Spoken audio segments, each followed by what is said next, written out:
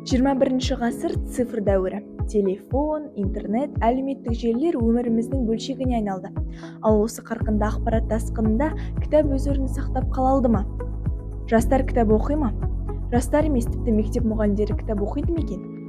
Оқитын болса, не оқиды, неге оқиды? Міне, біз осы сұрақтарға жауап іздеп Шәкәрім атындағы нөмір 56 мектеп-лицей оқушылары арасында шағын зерттеу жүргіздік. Кітапқа ғашық жастар бар ма? Кітаптан шабыт алатындар ше? Ендеше бірге білейік.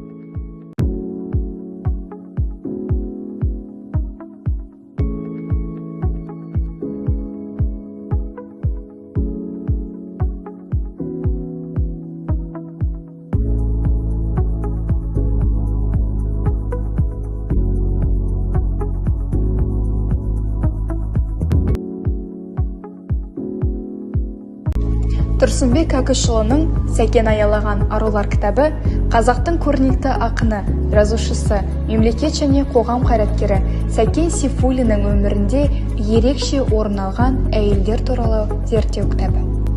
Джоан Кетлин Роулингтон Гарри Поттер және Азкабан тұтқыны кітабында Гарри Сириус Блэкті өзінің жауы деп ойлайды, алайда шынымен ол оның әкесінің досы болып шығады және ол Гермионамен бірге саяхатқа аттанып Сириус Блэкті құтқаруға көмектеседі. Бауыржан Момышұлының «Москва үшін шайқас» романы. Бұл романда Ұлы Отан соғыс жылдарындағы қазақ жауынгерлерінің ерлігі жайында сипатталатын тарихи шығарма.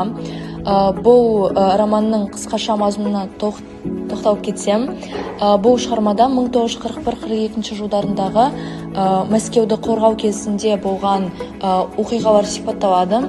Және бұл романда жауынгерлердің ерлігі, батылдылығы, офицерлердің тактикалық шеберлігі және осы соғыс жылдарындағы болатын психологиялық күйзелістер жайында біле аласыздар.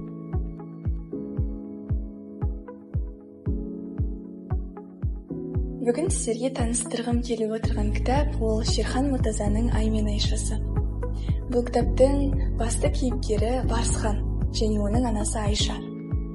Автор осы тұста күйеуінен айырылған Айшаның көптеген азаптармен арпалысуы және де балалардың болашағы үшін күресін көркем сипаттайды. Шығарманың ең қызықтысы оның басталуында. Себебі Шерхан Мұртаза «Сен қайдан келдің? Мен балалықтан келдім» деп бастайды.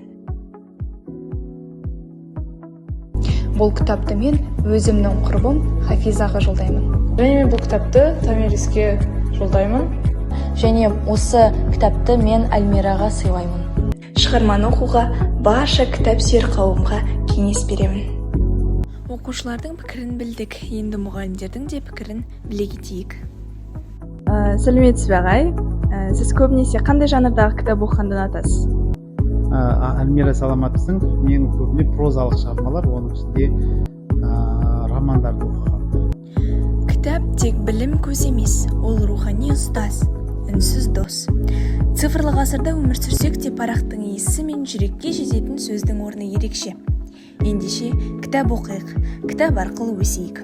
Себебі кітап ұлттың санасын, ұрпақтың болашағын қалыптастыратын құдірет.